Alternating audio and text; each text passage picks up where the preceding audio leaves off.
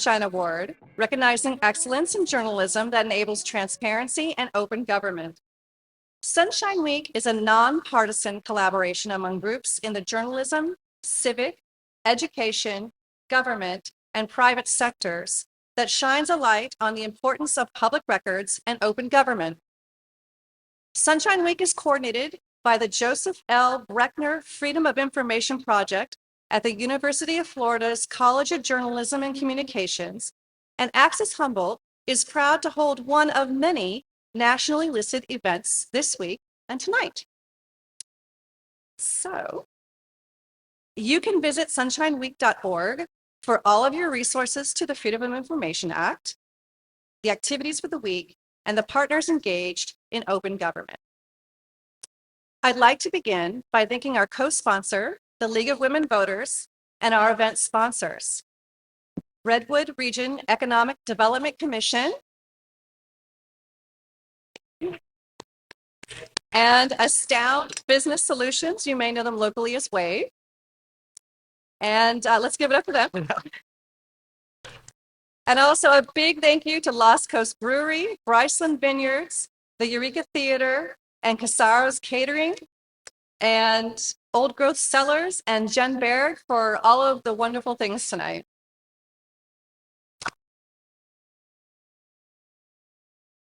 It just proves it takes a village to raise a nonprofit. And I am so glad you're all here participating with us. So thank you for coming in tonight. I also want to thank our board for putting together this wonderful event and having the vision to recognize some of the work done in our local community around the Freedom of Information Act and open government for Sunshine Week. I'd like to recognize one of our most active board members and chair of the Future Planning and Outreach Committee, Jane Callahan, for unwavering support and spearheading this endeavor tonight. This night belongs to her, her committee members, and volunteers. Please stand up. Let's all recognize their hard work. Please stand up here. Our volunteers tonight are Patty Hetz, Lori Takeda, Sarah Weber, Chris Callahan, Monica Evans, Katie Leister, David Frank, Jen Baird, Lori Knight, Sean McLaughlin, and Nat Flores. So thank you so much.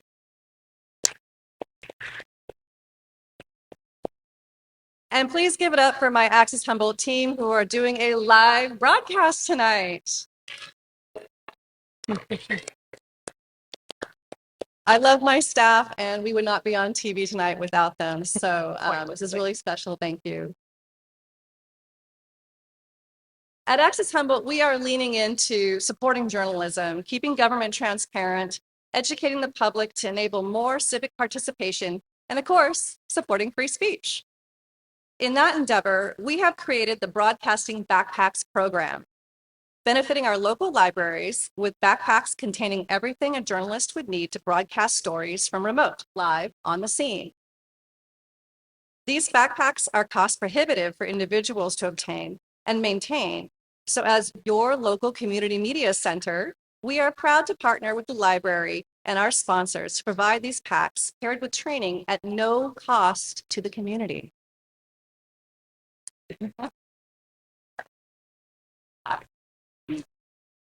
We hope to inspire more youth journalists, empower seasoned journalists, and outfit the people of our rural community with a means to spread accurate, authentic stories that spur civic participation, build empathy, inform, and entertain.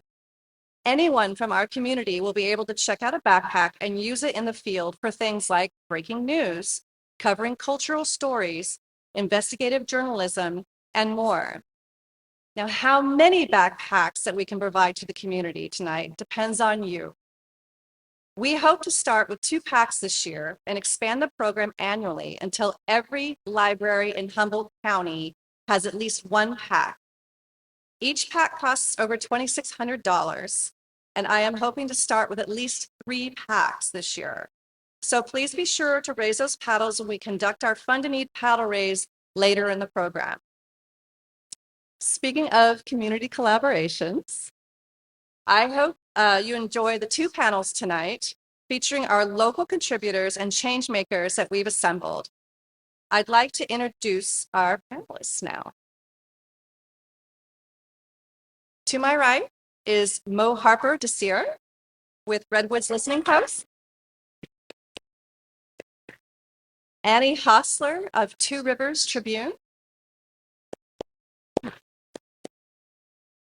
Persephone Rose with Redwood Voice Youth Media and KFOG. Patrick Cleary of Lost Coast Communications and Lost Coast Outpost. And it looks like James Falk could not meet with us tonight. So then we have Marianne Casas Perez from El Leñador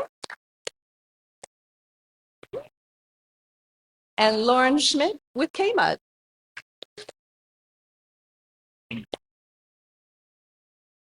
Our first question that we will address tonight is, how do you and your media outlet contribute to open government and civic engagement? And we're just going to go from this end to the other with some quick fire answers, and then we'll get into a conversation about that.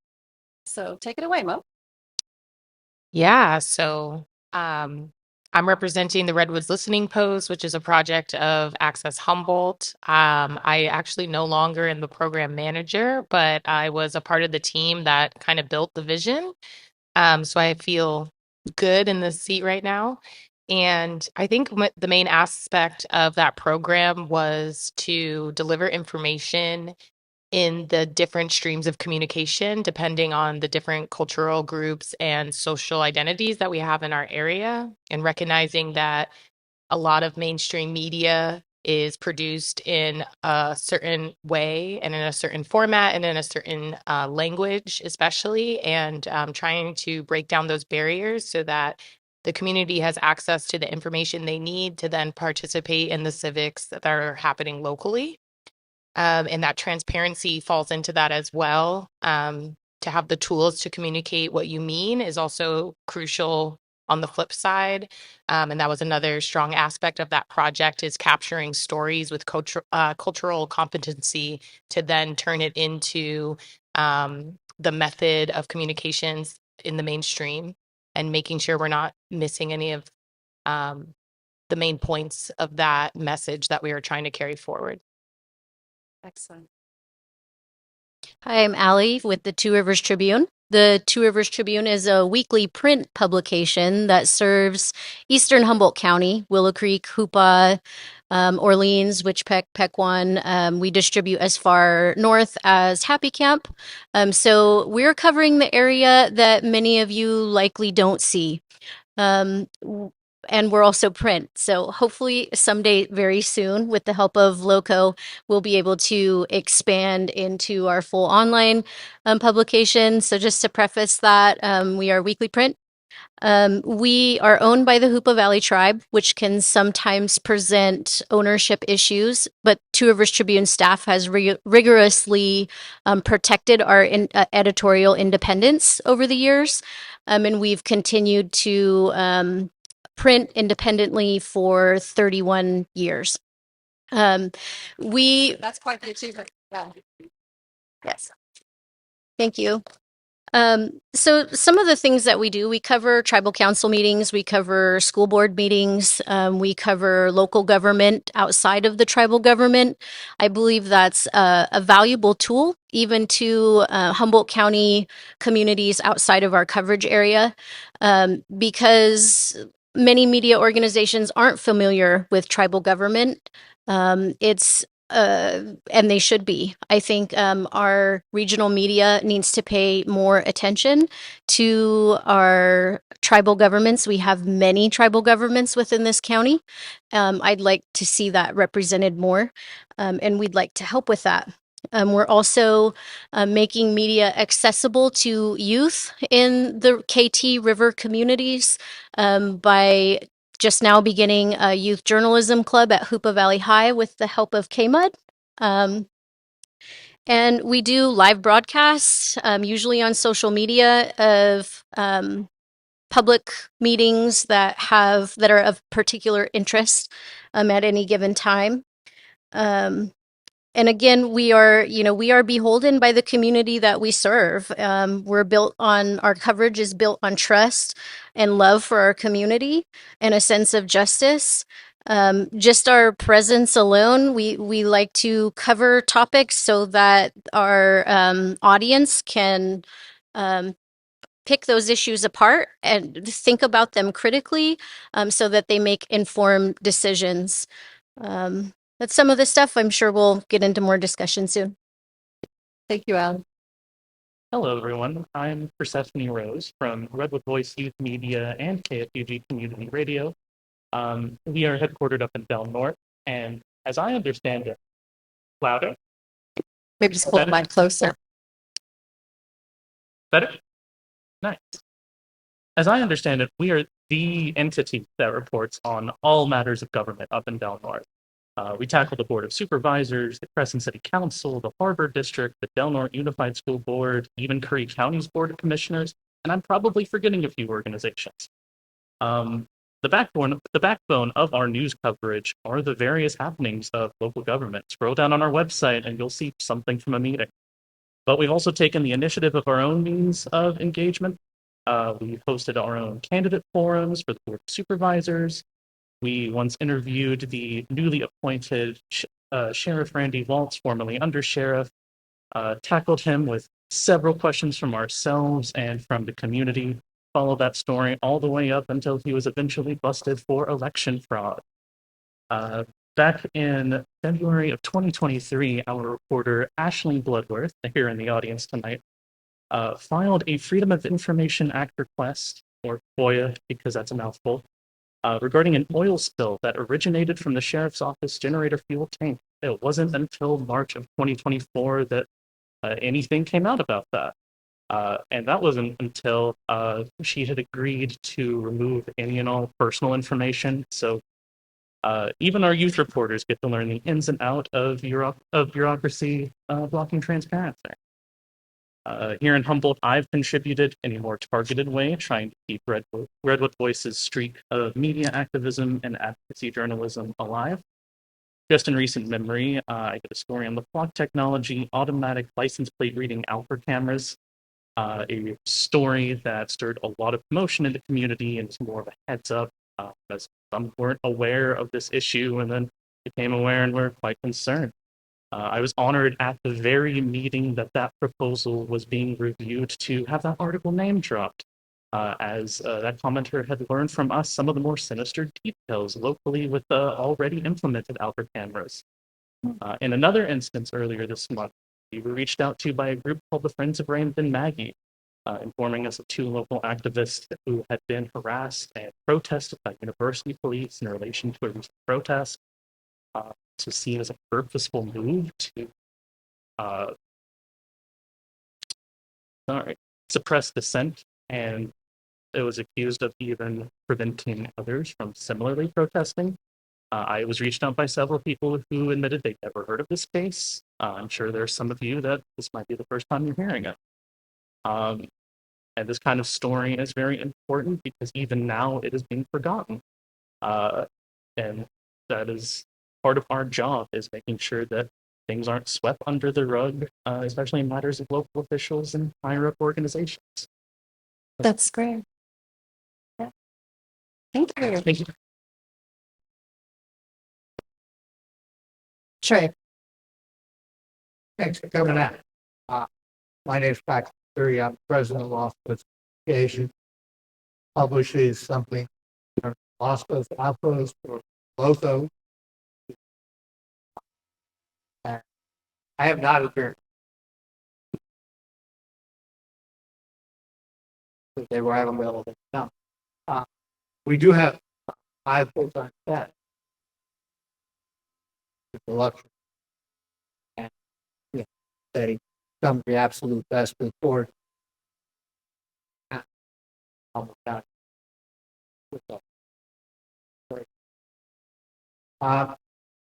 outpost tries to cover whatever is breaking all the time, but also to try to do that. There's a lot to cover here. We talk about keep an eye out. Lately, what most interesting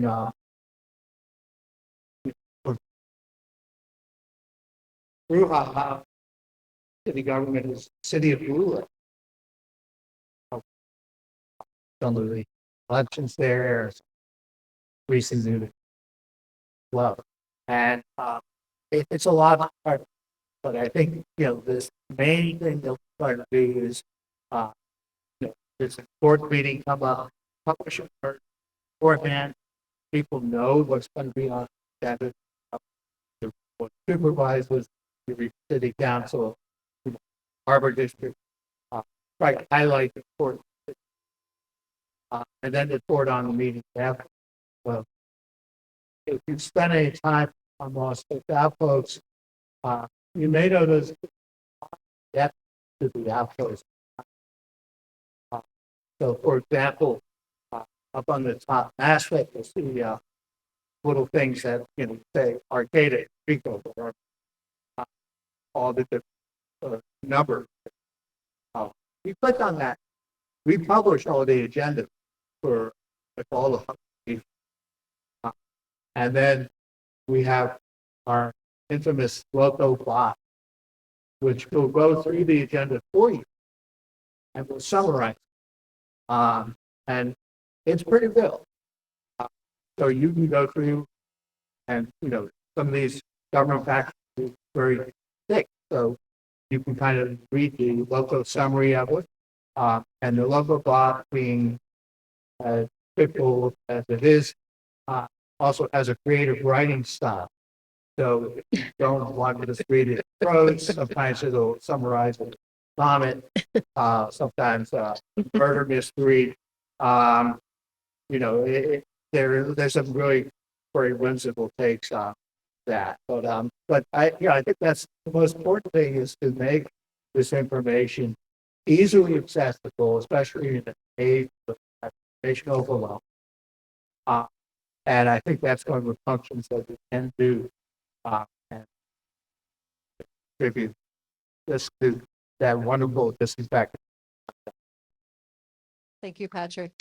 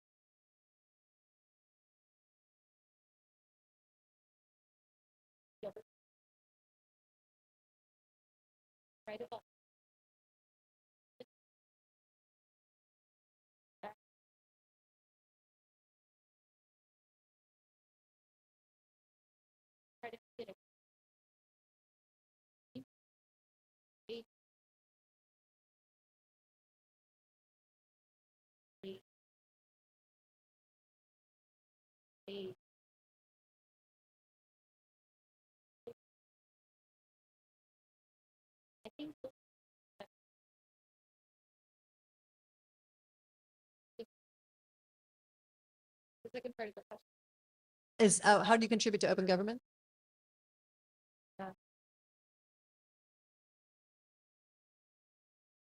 Yeah, we need everyone to kind of lean into their mics and project a little bit more. It's really hard to hear with the fans going overhead.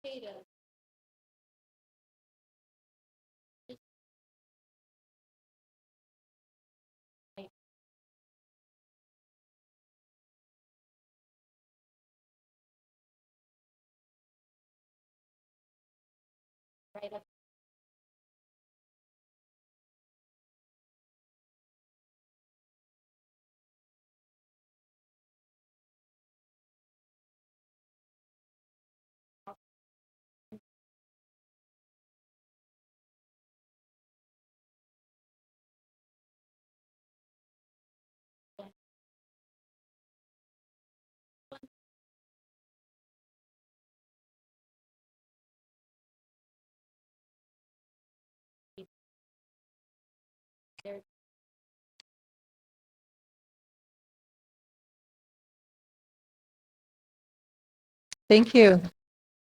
All right, Lauren, let's wrap up the conversation here.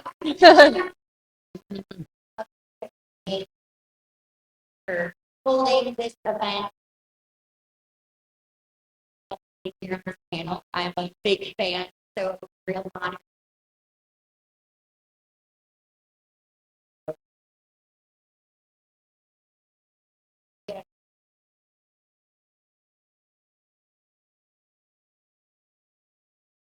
So don't know.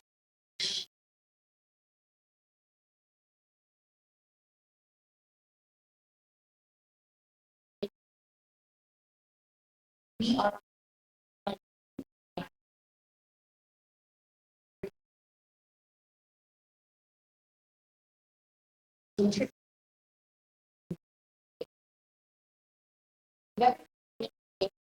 like can get out of control. In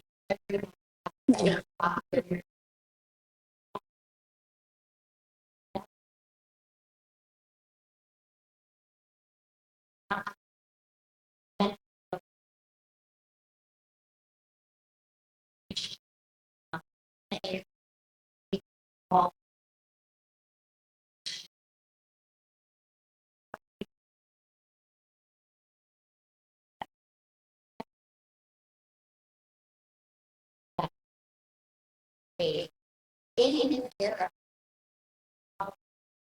and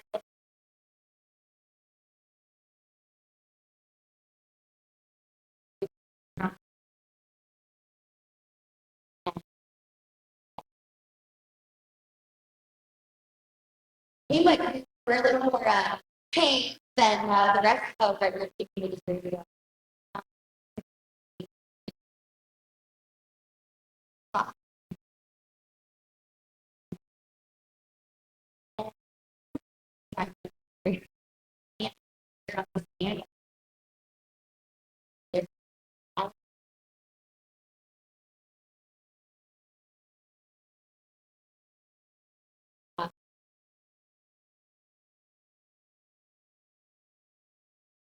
Aired meetings in full. There are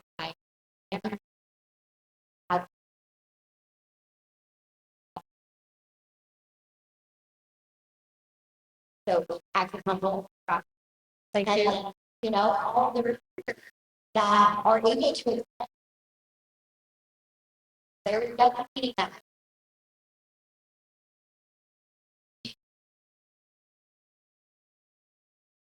Some people this on media. You're trying to stop. Yeah. And that's that. One thing I think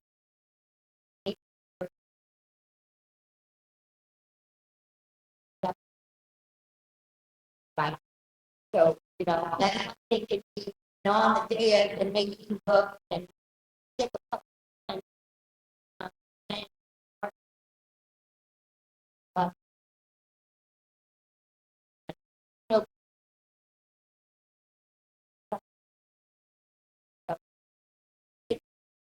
make you get to the rest of the conversation. Great. So, yeah.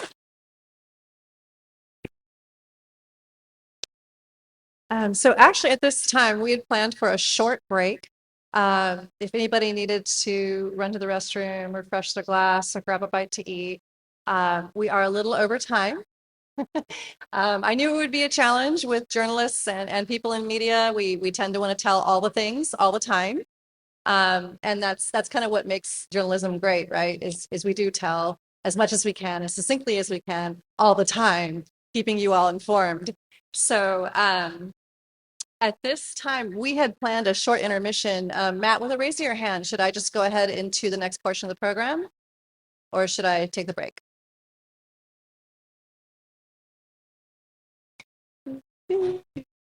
Okay. So he's handing the reins over to me. why don't we do a 4-minute break and meet back here? If anybody needs anything really quick, just bring it right back. We're going to go to some messages for those watching at home, and we'll be right back.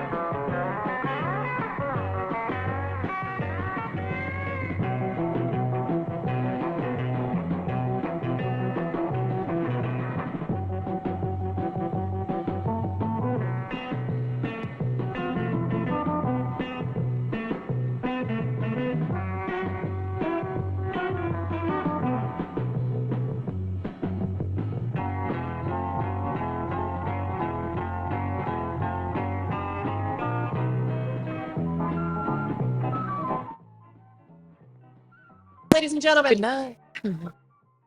And so I'm putting on my Clark Kent glasses so I can actually see past the stage now. Can we also bring up the house lights a bit more, or dim the bright lights on stage just a bit so I can see these numbers a little bit better? So I think we all have it down. This time it's going to be for real. Just remember, do not put your placard down until you hear me call your number. And I have to say special thanks to Capital One, because tonight we are getting a match fund on the first $1,000 raised tonight. If I can find donors who will bid $1,000, Capital One will percentage match that bid. So let's make Capital One pay us the full amount. So starting at $1,000, do I have anyone who can give me $1,000 tonight? Anyone at 1,000? Do I have 1,000? 1,000 anywhere? 1,000 for these wonderful backpacks that will be able to go out into the community with training from Access Humboldt to tell our stories in an authentic and instant way. $1,000 going once, twice. Ooh. Okay, so we got to make Capital One pay somehow. Can I get somebody at 500? If I can get 2 at 500, I can make Capital One. Whoa, 500. The number 044, number 019, number 040. We have, oh, and 009 at 500. Oh my gosh, you guys, thank you. You're just beautiful. Yes, we love that. Capital One is matching us at $745 for that fundraise. So thank you so much in that round. That's amazing. Thank you. Our next round is at $250. Who will give me $250? Do I see 250? 250 anywhere, going once. 250 right over here. Patrick, what number are you? 4, I guess. Okay, so we don't know if it's Patrick. We're gonna write down Patrick's name. Thank you, Patrick. Do I have anybody else at 250 to match Patrick? Anybody at 250? 250. I got 250 going once. Going twice. Okay, going down to the next bracket. This is a great bracket. And this particular amount will fund a portion of the backpack. At $100, we will have the shoulder mounts all paid for. So $100. I got number 5, numbers 023, number 008, 011, 017, 015, 002, 038, 195, 029, 015. We got you, right? Okay, at $100. That's very good. There's someone back there. Oh, we have someone in the back still holding up a number. I cannot see it. If somebody can shout it out. Number 10. Thank you very much. Thank you.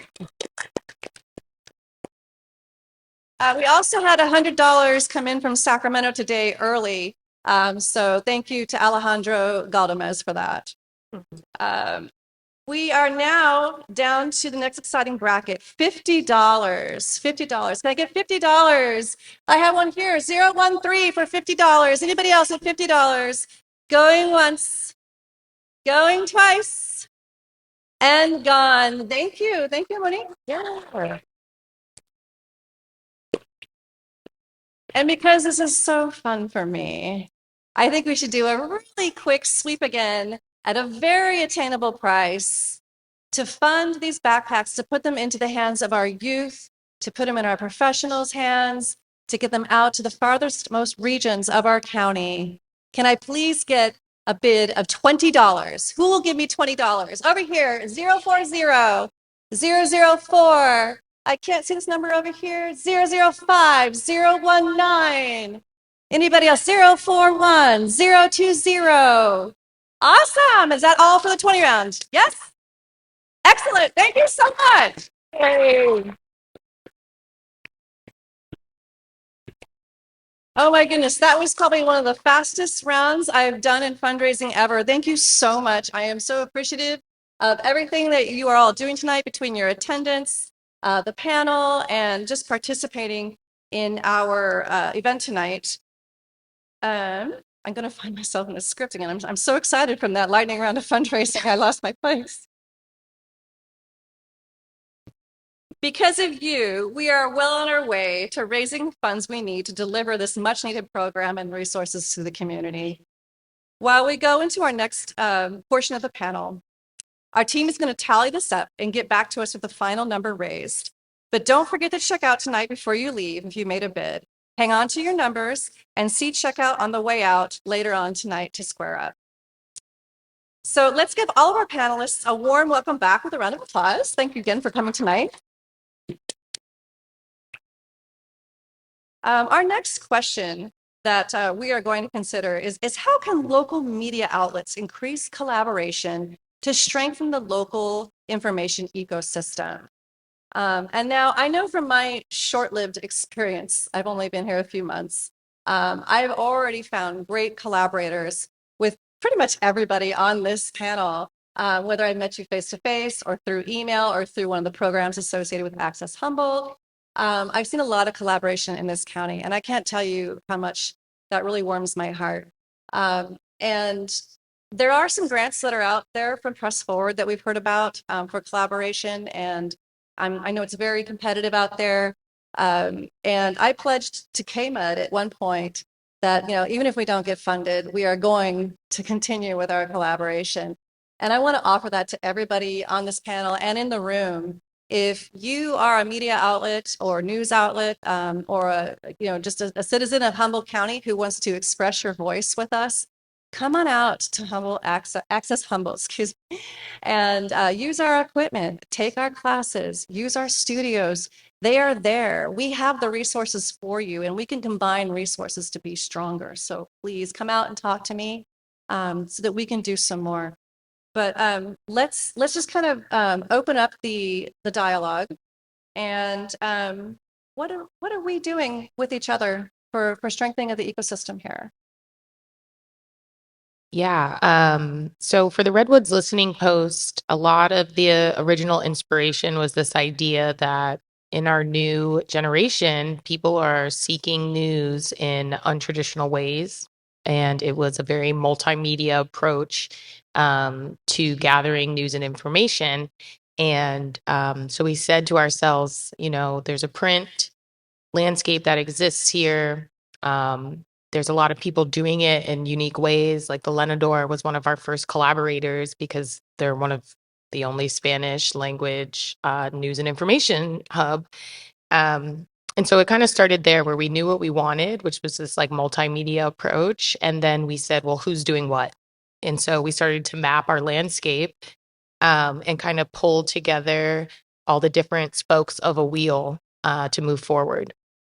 And then, that came along with creating deep relationships, really understanding the why for the different collaborators. Redwood Voice was also a collaborator of us, with them bringing multimedia, video, and radio specifically to news and information, also being so rural, really trying to capture what was happening right above us inside of Humboldt. And then we said, oh, for us to continue offering all these different approaches or streams of information, we need to provide training. So that was another aspect of our collaboration, where if you were someone offering print, maybe we could teach you how to use our podcasting kit, or maybe we could get you to come to a show at Access Humboldt and provide a new approach to reaching your audiences. And as well as through our collaborations, using each other's skills. And so we were able to translate stories that weren't coming from the Lenador using some of their resources that they had. Internews was also a large collaborator in our project when we started, and they have a lot of translation and interpretation resources that was very important to our project, and also fueled a lot of our collaborations. Because if we were able to produce news in the languages that certain communities needed, then they were more eager to participate with us, right? You're going to tell your story to a particular group of people, and we can't reach it in the language or the communication method that they want to speak, they're not going to stay, right? And so a lot of our collaboration needed to also come with our own knowledge and understanding of how individual groups were working within the community, and how different media outlets were using their resources, as well as what tools they needed to revolutionize the way that they were sharing news and information. And I think lastly, getting rid of this idea of media looking one way was also a strong tool in fostering more collaboration. So we did partnerships with Redwood Academy, with the youth. Also, again, the Lenador being a college paper, these are maybe some groups that in some conversations you might say aren't done learning, right? But I'm a big fan of fostering youth voices, right? The future, they're the future. So also recognizing that media, news, and information looks different for every individual in Humboldt. The media sources they trust look different, and really lacing ourselves in that understanding and challenging ourselves to not let our own bias as media professionals tell us what the community wants, right? So really listening also to what is needed and what is sought after, while also trying to offer something new, right? Something that didn't exist. And then lastly, I think really leveraging the skills we had. So the Redwoods Listening Post also became a platform. And so we were solidifying deep relationships with some folks, training other folks. And some people are like, well, my story's done. I just need a platform or I need help distributing. And so really that understanding of who needs what and putting down our own walls of what we consider to be timely or necessary news and information really started to grow our collaborations and what we were able to offer immensely. So, Ali, how does that work with your print publication when you're collaborating with the community? Do you have any innovations that you're using? We work directly with youth. We offer a summer internship for high school youth, and then we always offer college internships with college students. One thing I've noticed is that the youth are really waking up. They are interested, they're hungry for more. If we can foster that learning process for critical media literacy, to really help them guide their stories. They're already content creators. They're already producing media. They're consuming media at a rate we've never seen before, with screen time averages being 12 hours a day. If they're awake, they're consuming media. Does that mean So- I'm immature? Because I do that too. If they're awake, they're consuming media. So they actually love it. And if we can foster that learning of processing, obtaining critical literacy, media literacy, we can really tap into their audience and their expertise as the next generation of media producers. We're really trying to I've struggled with keeping staff. I feel like print publications are obviously dying, right? We need to adapt to the next generation of media producers. And we're working slowly but surely on ways of doing that, especially with this new youth club that we're starting at Hoopa High. And yeah, we'll see where that goes. Yeah. Persephone, as one of our youth on the panel, how do you receive some of the collaborations from some of these established places? I feel like when we try to interact with our youth sometimes and say, you can't put news on TikTok, or you can't do this, or you can't do that.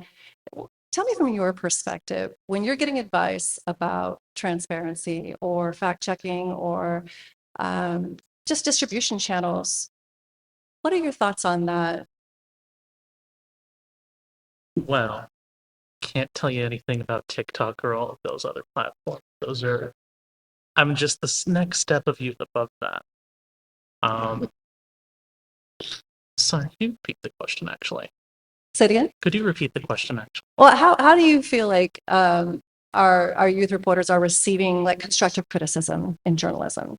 Receiving constructive criticism. I'd say that there are some with like hoops to jump through, but for the most part, we find youth who are excited to do the work, and as such, like teaching them the skills that they need. And they know that a big part of that is going to be hearing things you don't necessarily like about the things you write. I still struggle with constructive criticism from time to time because it's like, oh, I've been perceived and now it's being chipped away, this thing I've worked on. But Yeah. I don't think I've ever really received a criticism that has worsened my work. And likewise, I can't speak for the other reporters on our team. For the most part, it strengthens the work. It becomes inherently a lot more collaborative. Yeah, I think collaboration is the word, especially this year, with our outlets being all challenged for funding, especially if they're nonprofit. Patrick, what can your paper do, or your organization rather do, to improve collaboration amongst all of these brands in Humboldt County? Do you have any ideas about that? Yeah, and we've talked about this, but Humboldt County's pretty collaborative already in terms of media outlets. Newsroom reporters they want to break the story. Yeah.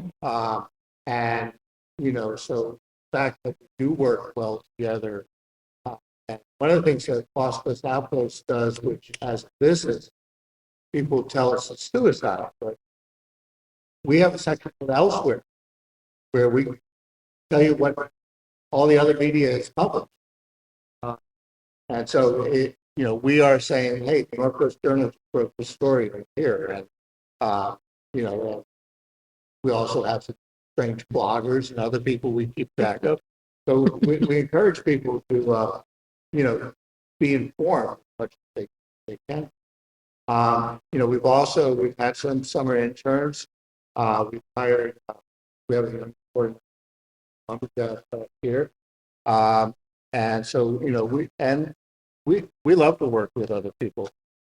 We also, interesting enough, one of our challenges is we have 4 radio stations. So we're trying to learn to work collaboratively with the outposts of the radio station right now, because they were separate until November. And now building, they kind of weren't used to working with each other. So we're trying to get more integration on that as well. Yeah, that's great. I mean, and it's got to be a challenge bringing those 4 brands together, with toes being stepped on. And, I know sometimes collaborations are messy. And like you said, with reporters, they do get competitive. You don't want to get scooped. I found that just, from the outside looking in, that what you're doing is fantastic. It's very informative, and I would be totally in the dark without your entity. So thank you so much. We have Marianne. a couple more people. Did you have any comments about collaboration that you wanted to say?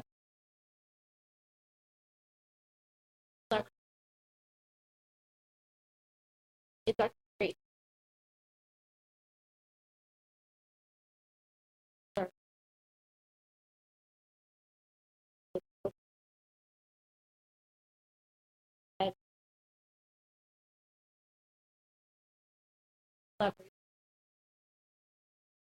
Like out the world,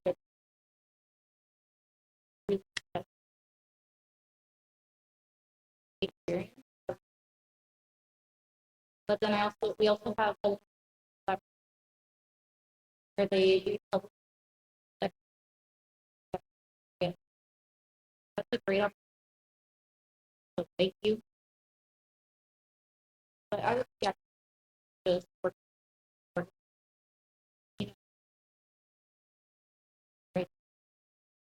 keeping up with that community. That is not good for to have for the other report.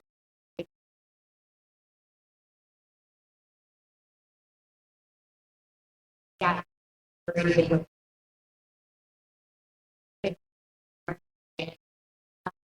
would say all the bringing a story and get a lot of our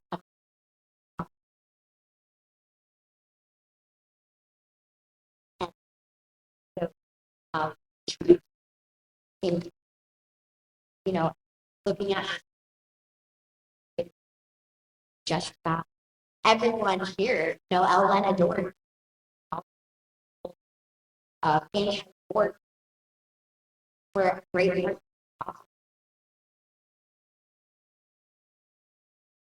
Ron Burns always has something juicy to report on. We like to putting relationship to such great work in a community that we kind of owe you an apology for not giving more journalism to these rural and tribal communities. Thank you. And Mo, Redwood Listening Post, collaborating like everyone. So, and it's something that we try to implement at APA. Some of our reporters, and it's hard, and it's big off. So we've kind of shifted that on, implemented it now.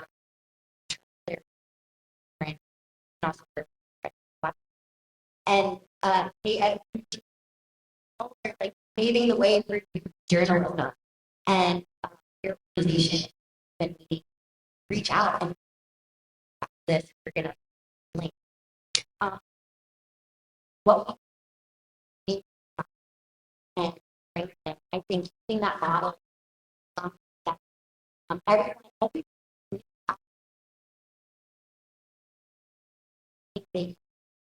and I I see like stage and that get both like so one thing I suggest is so much being a journalist is like extract. You're constantly trying to extract information and provide us.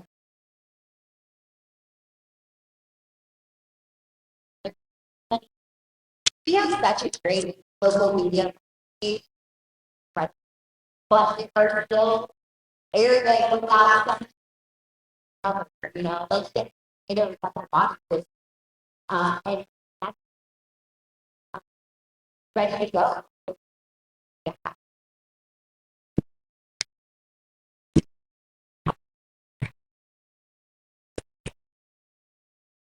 So I'm inspired from this discussion. I hope you are as well. And just seeing all these faces on the stage tonight, knowing that I'm going to be following up with all of you to collaborate and offer you our studios, our tools. If any of your reporters need training in field production or to go make the leap over to video and audio, just let us know. We're here for you, and we're here for the whole community. So if there's someone in the audience who has a story to tell, we basically are here for you as well. Just come on in, get a membership, and you can learn with us, you could build with us, collaborate with us. We are your community media center. So with that said, I'm sure you all have been waiting for this part of the evening. This is a very exciting thing for me.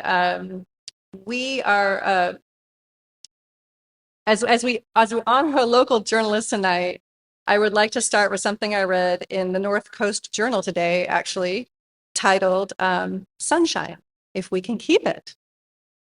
That kind of already sets that tone.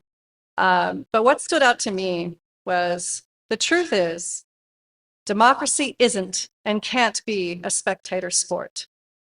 And it cannot give back more than we put into it. This is even more true when our system has been undermined by those who spread misinformation and attempt to make voting more difficult. As such, we owe it to each other to engage at every level of government, to pay attention and work to impact the decisions that affect us and our neighbors. When it comes to government transparency laws, it's one thing for a newspaper to document a violation, and another entirely for folks who read that coverage to then flood a governing body's chambers to demand it follow the law. That is the path to change. But while conditions may be spotty with a chance of showers in Humboldt, the real storm is gathering across the country, where the new presidential administration is waging an opaque, multi-front war on transparency. And these words come to us from Jennifer Cahill, Thad Greenson, and Kimberly Ware. So let's just think about that for a minute while we're meditating about Sunshine Week and the Ray of Sunshine Award. Over the years, one of these journalists has made a repeated, lasting impact on our community. This person has been published by North Coast Journal, Lost Coast Outpost, Times Standard, Ukiah Daily Journal, Del Norte Triplicate, the Mendocino Beacon, Ledger Dispatch, Breaking News Travel, Lost Coast Populist, Coastal News Today, and has appeared several times on Access Humboldt's channels with the North Coast Journal preview. I even caught an interview of them speaking in our From the Vault series from 2018, talking about the importance of the Freedom of Information Act. My dear audience, Let us please put our hands together for the great work that Thad Greenson has done over the years fighting for transparency and open government.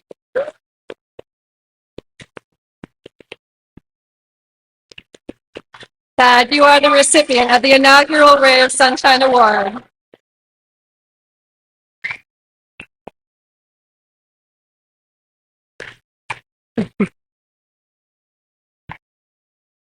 Thought for a second the award might have walked off.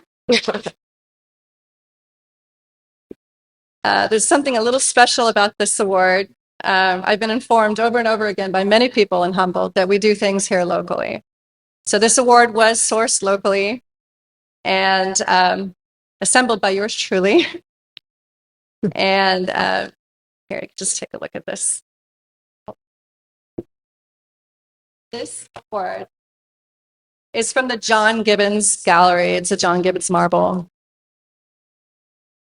So, and he has pledged to make all of the awards in the future for the Ray of Sunshine Award. So, it's my honor to present this to you.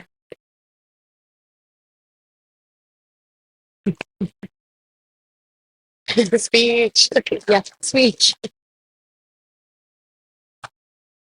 Go ahead, please.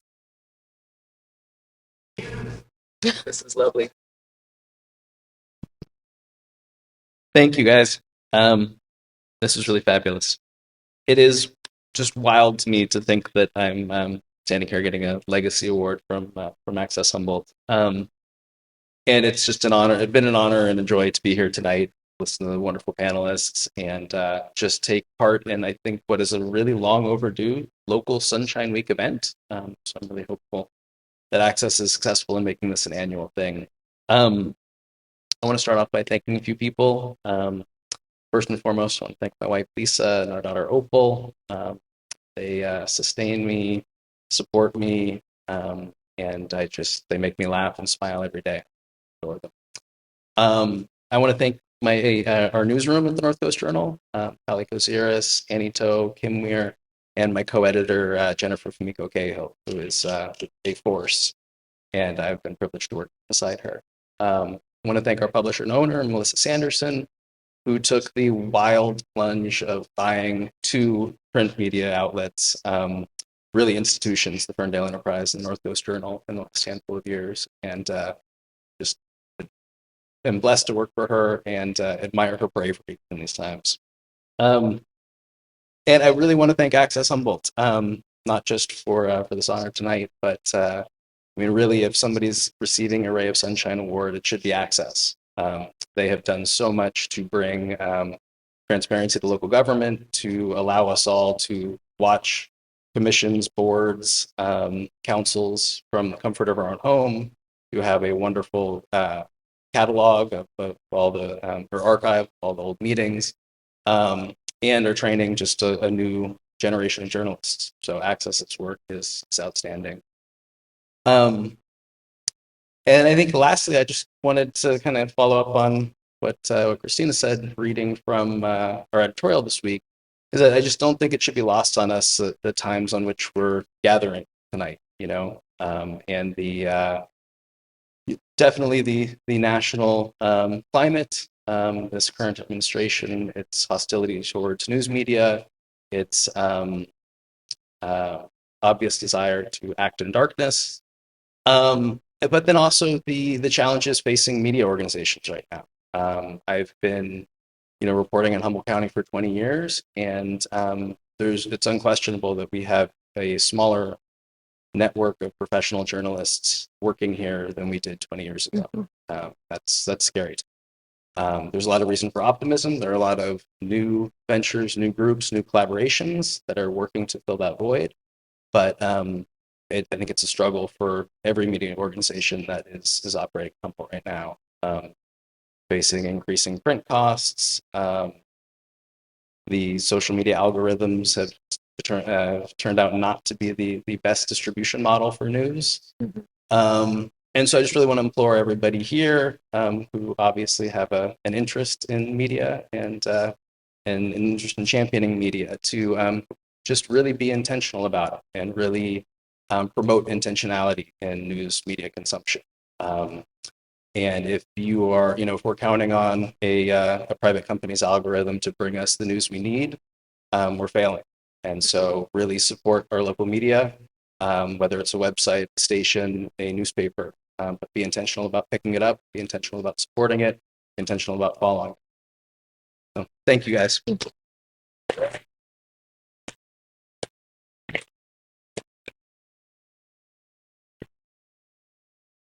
Thank you. So that kind of wraps up our evening tonight. I just wanted to thank our sponsors again for putting this all together. Like I said, it takes a village, and we're all here supporting each other tonight, and that really just warms my heart to see the participation here and how tight-knit our community is. There's also going to be some photo ops available with Thad in the lobby. Somebody's holding up a sign that I cannot read. Oh, yes. Yes, we do have the Venmo app. I was getting to that, Jane. I love Jane. She's always like, she's whipping the board from behind, and she's whipping her new ED from behind. It's great. This is her event. I just showed up to speak, honestly. So let's give Jane another big round of applause, because seriously. But yes, you can cash out tonight via Venmo. We are at Access Humboldt if you want to go ahead and do it that way, or you can go to our website and go through the donation portal there at accesshumboldt.net. And it's right there on the home page. It says donate. It's a big red button, like the easy button. And you can also check out up front if you have cash or check, or you'd like to do the credit card through our computers here. So thank you very much. And don't forget to get a photo with that and the award, and enjoy some more food and bevy. We still have some time here tonight to enjoy. So thank you very much.